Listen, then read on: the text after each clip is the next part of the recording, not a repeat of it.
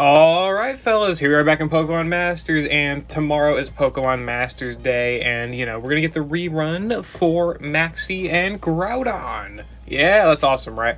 So, obviously they're rerunning Maxie this month because they rerun Archie last month. They're just kind of going in order a little bit here, for the most part, I guess. So let's see, should you summon for these guys or not? I'd say no, but honestly, I feel like Maxie's definitely one of those characters that you could probably benefit from summoning for, but I would probably recommend not to. Also, I forgot about this event until like 6 o'clock. It's early 6:30. I don't know. Yeah, it's early 6:30 p.m. The day before, so I literally forgot about this rerun. I completely forgot about it. I recorded my other video, put it up. I was like, all right, we're good. And then it occurred in my head, shit. They have the rerun, so I had to make the summoner skip video, right? But now, let's look at Maxie here. So, obviously he is, a rerun character. This is his second ever rerun, third ever total appearance. So he's been around a decent bit, right? So most people probably have him, but obviously, you wouldn't be watching this video if you already have him, right? The thing with Maxie here is that he's going to be up for a month, so you definitely have a lot of time to make your decision on if you really want to summon. I would definitely not summon instantly, because the data mine is going to be coming within a couple days. Hell, it may be out by the time Maxie actually drops. Maybe they'll drop it on Masters Day, though I don't find that to be too likely. But anyway, yeah. Maxie, he's a master for sync power, obviously. He's a ground type. He's got Groudon, of course. He's got Precipice Blades as a very strong AoE damaging move here. 226 power, that's very, very strong, right? 400 attack stat. Very hard-hitting stuff, right? He's also got Solar Beam coming off of a 336 special attack stat, so that's going to be hitting pretty hard as well. Dire Hit Plus for crit self-sufficiency, and his trainer move, which raises attack and special attack by 2, lowers his defense and special defense by 1, and raises his attack and accuracy by 1 whenever the weather is sunny, and applies the super effective next to him whenever the weather is sunny. So, also, he applies Sun at the beginning of the battle with Sunburst, right? He's very similar to Archie in that respect, right? With the fact that he can set weather on entry, and potentially even with his sync move with Solar Sync, which... that's not bad, but he's got Solar Surge here as well, which charges the move gauge when the weather is sunny and powers up his DPS moves, so Precipice Blades and Solar Beam whenever the weather is sunny. And he's got Dread Alert 5, which extends the duration of sun by 50%, which is great, right? So he's going to be hitting very, very hard with Precipice Blades here, off of a 400 attack stat, and Solar Beam as well, of course, less so, but still, very strong move, right? And he's going to be very self-sufficient with his stat buffs, though the defense and special defense lowering can be annoying. You can probably bring a support to try and mitigate it, or you may be strong enough to just sweep the stage anyway, right? It may happen, especially with endurance here in the grid. I would definitely say the same thing with him that I would say about Archie, except for the fact that ground is not such an oversaturated type as water is. Ground has definitely got less options, but it's not like ground is completely helpless. Cynthia's in the Lodge banner and is a very strong sync pair. Signature Giovanni is still very, very good. Even at 1 out of 5, he's going to be hitting really, really hard. Like, look at these mega kicks. My god, right? Courtney is a general pull sync pair, and people like to meme on Courtney a bit for being like the worst zone unit, which that's fair. But she's definitely got some power behind her attacks with Hunter's Instinct. She's also got her sync nuke here with Towering Force, right? Which can hit pretty hard, especially because that's pretty much her innate multiplier as well. She's also got Defense Crush here, and whenever she Mega Evolves, she gets Defense Crush 9. So Courtney can definitely hit pretty hard, and can definitely clear you some stages for like ground type damage, which is definitely very, very good. Bertha, also a very, very good nuker as well. She got Trap and Sync 5, Sandblaster 9, she got Poke Trap, I guess, sure. But she's also got her innate multiplier here as well. So, very, very strong nuker there as well. Clay. Clay's honestly pretty good as well. His multipliers are a little bit annoying, but he's got Ramming Speed and Hunter's Instinct for Bulldoze DPS, and he's got Brute Wits and Vigilant Toxin for his sync nuke, so you can definitely try and make use of that attack stat, coming off of a 5-star attack stat at 290. Not the greatest, but still, he can make use of it a little bit, right? So, Clay's not too bad either. And Naomi, she's also pretty... I say she's free, which she is, but, she's not available all the time. So there's that. But she's also a very, very strong ground type character, especially being super effective. She's going to be hitting really, really hard, right? She's got a lot of multipliers. Very, very easy to use. All that stuff, right? But going back to Maxie, Being ground type, definitely not as bad as being water type and trying to compete in the meta, but still, Maxie is not really super valuable. When you look at everything this month, I would say Gloria and Urshifu are definitely a more valuable pickup, just for the fact that they're a stronger sync pair. I know they're water, but they've got a lot of good value to them. Maxie here is a Master Fair with a 1% rates, and he's a monthly Master Fair, so that means he's definitely going to be rerunning sometime in the future. Do we know when? No, but it's possible, or likely? Yeah, I'd say so. If you do want Maxie, I can't really blame you for going for him, just because the Sun can definitely be quite valuable, but he does have some glaring issues, such as Gauge. Gauge with this guy can definitely be a problem sometimes when running Precipice Blades, just because he's relatively slow, and the best setup you can make with him is either with Sigma Suit Morty for amazing Gauge efficiency and Infinite Sun practically, or Sigma Suit Acerola, who helps mitigate Gauge issues a little bit, but can still sometimes provide her own. It can be kind of iffy, but Acerola is not bad with it, but she also applies physical moves next to Maxie, which is also great, and Grassy Terrain if you're going to run Solar Beam DPS. So she can definitely be a great partner for him as well, but that's assuming you have either of those. Maxie isn't too bad with the Gauge if you're running with like Skylar or something, but then, you know, you may be sacrificing a little bit by running her in the support slot. Not really too much, but it's definitely something to consider, right? The best setup for Maxie is definitely him plus Courtney, and then a Gauge support.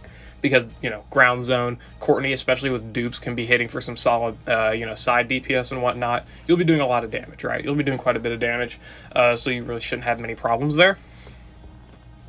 But I still probably wouldn't recommend summoning for Maxie, just because he's already, like, 2 years old at this point, and his age is starting to show a bit.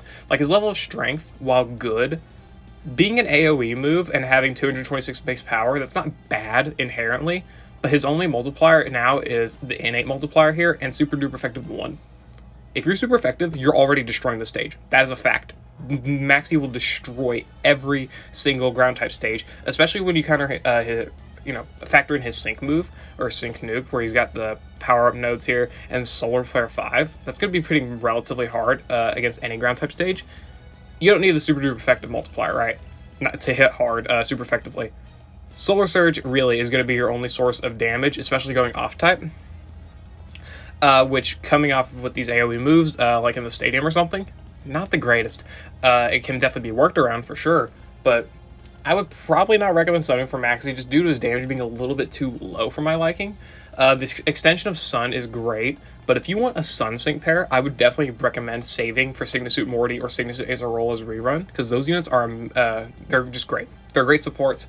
They help out any team. They don't even help out units that benefit from Sun, just Sun, I mean. They help out every single, like, in Morty's case, he helps out any team that needs Gauge, and in Acerola's case, he helps out literally any physical attacker. It's amazing, right? Those units are just too good to pass up, in my opinion, and they both apply Sun, which is one of the big things that Maxie is able to do, right? So keep that in mind.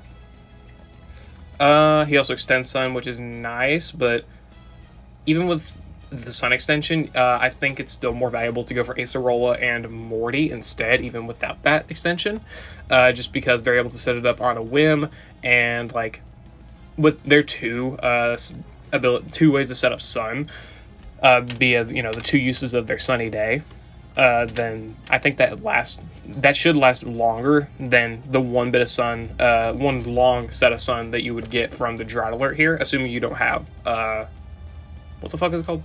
Solar Sync, right? So yeah, there's that to consider. Acerola, Morty, just in my opinion, better units than Maxie.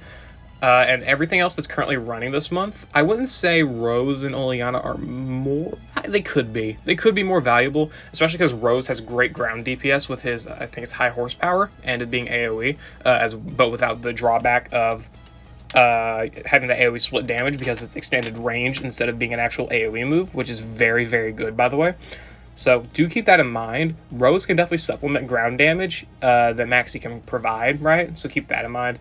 We also still have, well, by the time Maxie goes up, Gloria and Lysander will be gone, so I guess it's kind of needless to mention. There will be many banners up. The only real contention to summon for Maxie right now would be Rose and Oleana, which I still, again, would not summon for Maxie. I'd rather summon for those two. Maybe not Oleana. Oleana's still really good for sure, but Rose is definitely a lot better when comparing to Maxie, just because she's all... Rose is also able to apply ground damage, where Maxie, while also able to provide ground damage, it's not as great as Rose. Especially if you factor in Rose with dupes, right? If you give Rose dupes, you're going to be hitting like a fucking truck. You got Haymaker, Furious Brawn, Surging Sand. You got your max moves stuff here. You've also got, obviously, the AoE from this passive here, which is great. Hit the gas 5, 370 attack stat, which is not that low comparing to Maxie's 400-something attack stat. High horsepower. The damage is definitely lower, but of course it's not going to be split whenever you're hitting multiple targets, right? So there's a lot of stuff there to consider with their damage being compared, right? Maxie is still definitely a good character or a good unit in the game for sure. And if you do want to go for him, I can't really blame you too much. But I personally would just not go for him myself. You know, if this is like my me trying to preserve gems, right? I already have Maxie. But I probably still just would not go for him at this point in time, especially with the anniversary being so close. You know, you're going to have to consider that, like, the run-up to the anniversary is going to have some hype reruns or hype new characters. You're going to have to consider that the part 2 of the Galar villain arc is going to have some hype and strong characters. We're going to be seeing some Master Fairs really, really soon, and I think that there's not really too much for Maxie to contend with, right? Let me actually look here. I'm pretty sure that the anniversary characters last year actually got revealed before Masters Day, meaning that Maxie may still actually be up by the time the anniversary characters are revealed. So you can definitely make your decision then to try summon for him after seeing the actual anniversary characters, right? So let's keep that in mind as well. So let's see here. Let's see. Ash was officially revealed on the 24th. So that's definitely, so you could, I guess you could potentially see that. It's coming off the official Pokemon YouTube channel. The 21st is when Ash was revealed. We also got revealed the anniversary characters in a, like, I forget what it was called, but it was like part of an email. So you could definitely see that there. I think that was a mistake, so I wouldn't count on that. But we did get Ash revealed early, the first anniversary sync pair, so you could potentially see one of the anniversary characters before seeing the rest, right? Yeah, okay.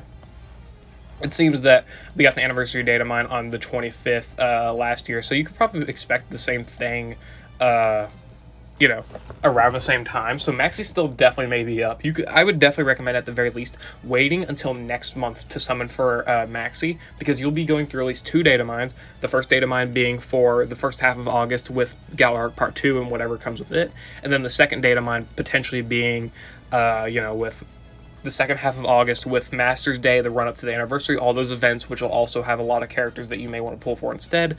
And then there will be another data mine that will obviously, you know, shows the anniversary characters and all of that stuff, right? Maxie may be available for all of them. At the very least, he'll be available for 2 of those data mines, the first half of August and the second half of August. So keep that in mind. Maxie's going to be up for a while. Yeah, I'm going to end the video there, guys. I hope you all enjoyed. If you're going to summon for Maxie, just wait, please. Wait, just to save your gems. You don't need Maxie yet. He's not going to provide anything to you right now that he can't provide to you later. You can definitely just make do without him for now, right? So just wait, save your gems. If you really want Maxie that bad, then just, again, save. You may see something you want a little bit better or a little bit more, and you can definitely go for him at that point, right? But again, if Maxie's like your favorite character and you somehow don't have him at this point, or Groudon's your favorite Pokemon, or whatever, summon, I guess. Whatever, it's up to you. But, you know, you may end up regretting it, but that's fine. Whatever. The game's about summoning for your favorite characters. I can't blame anyone for wanting to summon on something just because it's their favorite, right? I can't blame anyone for that. I would do the same. So, yeah. Anyway, I'm going to end the video there, guys. I hope you all enjoyed. I'll see you all later.